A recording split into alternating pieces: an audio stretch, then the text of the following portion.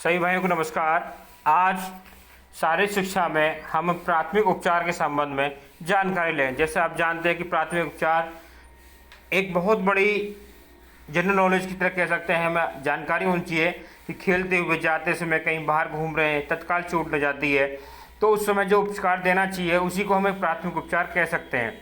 दुर्घटना होते ही तत्काल डॉक्टरी सहायता देना संभव नहीं होता। अतः सामाजिक व्यक्तित्व होने के कारण प्रत्येक नागरिक कर्तव्य होता है कि अचानक दुर्घटना के कारण चोट लगने पर, अचानक बीमार पड़ने पर, डॉक्टरी सहायता उपलब्ध न होने पर तत्काल कोई ना कोई उपचार किया जाए जिससे रोगी को आराम मिले। इस प्रकार के आसानी उपचार को ही प्राथमिक उपचार कहते हैं।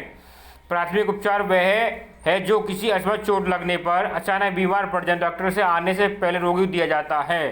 कह सकते हैं डॉक्टर आने से पहले जो उपचार दिया जाता है उसे प्राथमिक उपचार कहते हैं। इस संबंध में आता है प्राथमिक उपचार के लिए आवश्यक सामग्री कि जब हम अगर घर पर प्राथमिक उपचार किसी को देते हैं तो उसके लिए कुछ सामग्री की आवश्यकता पड़ती है। तो सामग्री ऐसी होनी चाहिए कि एक स्थान पर रखी होनी चाहिए जिसे व्यक्ति को तत्काल दी जाए और व्यक्ति आराम मिल जाएगा। घर पर कोई कहीं कह सकते हैं कोट कहीं रखी है, गोली कहीं रखी है तो जैसे तो डोलना पड़ता है सामान, और जिस समय जिसकी आवश्यकता होती है वो सामान नहीं मिल पाता। इसलिए एक बॉक्स होना चाहिए, इसके अंदर कुछ सामान रखना चाहिए। इसे बताया जाए प्राथमिक उपचार की प्राय छोटी मोटी औषधियाँ एवं उपकरण जिन्हें बॉक्स के अंदर रख आसानी से इधर उधर ले जा सके। घर में भी आवश्यकता पड़े तो तुरंत ही एक स्थान पर सामान मिल जाए। इसके अतिरिक्त स्कूल, कॉलेज, प्रतिष्ठान, सार्वजनिक स्थान आदि पर प्राथमिक चिकित्सा के लिए बॉक्स व्यवस्थित रूप से रखी सामग्री अत्यंत उपयोगी सिद्ध होती है। आवश्यक सामग्री कह सकते हैं हम इसमें कि प्राथमिक उपचार विभाग में उपयुक्त सामग्री का होना आवश्यक है। जैसे कैंची है, सेफ्टी पिन है, रुई का है, लंबी चौड़ी तिकोनी पट्टी है, चम्मच है, गिलास है, मोमबत्ती, स्पिरिट लैम्प है, चिमटी है, चाकू है, सुई धागा है, बर्फ़ की टोपी है, गर्म पानी का बोतल है, तौलिया है, साबुन है। उपयुक्त औषधि आ जाती है, जैसे औषधि कह सकते हैं गोली में आ जाती है, जैसे अमृत धारा है, पुदीन हरा है, ग्लूकोज है, आयोडीन है और विक्स है, ग्लिसरीन है, बेनरोल है, पोटेशियम मैग्नीज है, रिटॉल आदि ये हमारे पास औषधि होना चाहिए। इसी के अंदर से आ जाता है कि कुछ उपचार जैसे नॉर्मल चीज जैसे जलना है, डूबना है, ये आप देखते हैं कि घर पर कुछ काम कर रहे हैं अचानक जल जाते हैं तो जलने पर हमें क्या करना चाहिए, इस संबंध में कुछ जानकारी आपको दी जाती है। आग है, तेजाब है, बिजली है, रसायन आदि से जलने पर जलना कहते हैं। खाल का ऊपरी भाग अगर जल जाए तो उसके ऊपर गर्म तेल आदि जल सकता है। जलने वाले व्यक्ति को इलाज तथ्य सावधानी से किया जाता है। जले हुए भाग पर 10 मिनट तक पानी से भिगोए। अगर तेजी से जला है तो पानी का प्रयोग न करें। अगर थोड़ा बहुत चाय गिर जाती है, उसकी जल जाती है, उसमें पानी का प्रयोग कर सकते हैं। अगर ज़्यादा जल जाता है तो उसमें पानी का प्रयोग न करें क्योंकि खाल बिखर सी जाती है। जले भाग को आदि कोई कपड़ा चिपका गया है तो उसे आसानी से हटा दें। शरीर पर यदि फफोके पड़ गए हैं तो उसे फोड़ें नहीं। उन पर सोडियम बाइकार्बोनेट का घोल व भीगा कपड़ा रखें। आप देखते हैं गांव बस्ती में नाले हैं, नदियां हैं, बम्बे उनमें बच्चे नहा रहे हैं, नहाते नहाते ही डूब जाते हैं तो उसमें समय हमें डूबते व्यक्ति को कैसे प्राथमिक उपचार देना चाहिए। नदी, तालाब, तरण ताले प्राय डूबने की दुर्घटना होती है। चलो इसमें सावधानी से कारण मनुष्य डूब जाता है। डूबने में श्वास नली के माध्यम से फेफड़ों में पानी भर जाता है।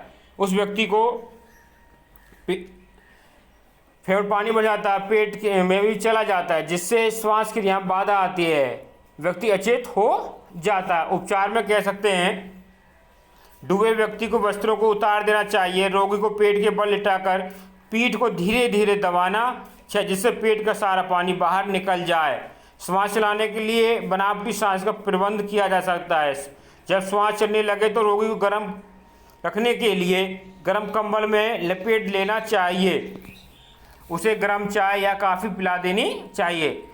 इसमें कह सकते हैं जब लिटा देते हैं, दाबते हैं तो उसके अंदर जो शरीर के अंदर पानी भरता है वो बाहर निकल जाता है। प्रकृति सांस हम उसे अपने मुँह से भी सांस दे सकते हैं उस व्यक्ति को। अगला आता है बिजली करंट लगना। वर्तमान में अक्सर लोग बिजली काम करते रहते घर पर क्योंकि नॉर्मल टीवी है, घर पर हर सबके बिजली है। कब कुछ ना कुछ खराब होता है, जरा से खराब के लिए किसी इलेक्ट्रिशियन को लाना, बिजली मैन को लाना संभव नहीं हो पाता, इसलिए कहते हैं थोड़ा बहुत काम व्यक्ति स्वयं भी कर लेता है। तो कभी कभी बिजली का करंट लग जाता है। यदि करंट लग जाता है, तुरंत के समय उपचार नहीं किया जाए तो मृत्यु तक होने की संभावना रहती है। लक्षण: बिजली का झटका लगने पर हाथ पर पसीने की बूंदें झलक आती हैं, मुख एवं होठों का सूक्ष्म आ जाती है, हृदय की धड़कन तेज हो जाती है, अधिक देर होने पर बेहोशी आ जाती है। उपचार किस प्रकार करा जाए इसका? जिस स्थान पर झटका करंट लगा है उस स्थान को रोगी को दूर रखना चाहिए, रोगी के आसपास भीड़ जमा न हो, रोग गर्म रखना चाहिए, वस्त्रों को ढीला कर दें, जितना तुरंत डॉक्टर की सलाह देनी चाहिए। अगला आता है इसमें पट्टियों का प्रयोग एवं ज्ञान। जो हम जो चोट लगती है तो हम पट्टियों का प्रयोग भी हमें जानकारी होनी चाहिए और पट्टियों किस प्रकार हमें बांधने देनी चाहिए। नंबर आती है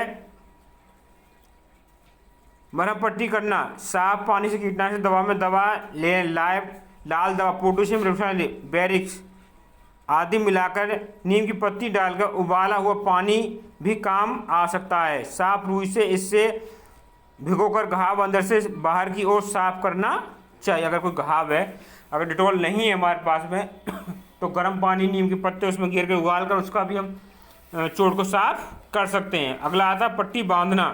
घाव को धीरे धीरे छूना चाहिए क्योंकि मुलायम होने के कारण छूने पर उसमें दर्द होता है।